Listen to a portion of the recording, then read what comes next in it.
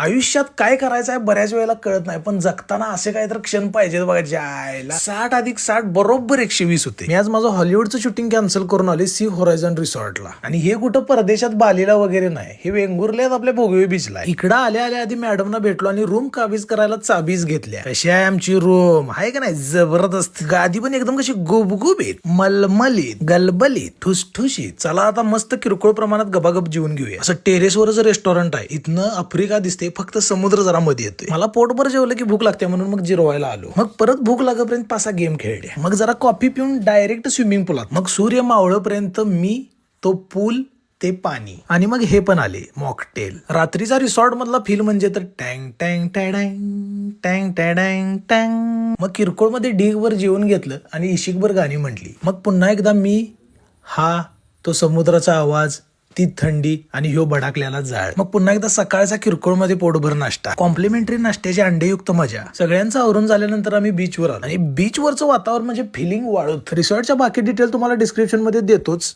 पण तुम्हाला एक सांगायचं राहिलं, 31 डिसेंबरला इकडे मस्त डीजे पार्टी असते, लागलीच बुकिंग करून घ्या.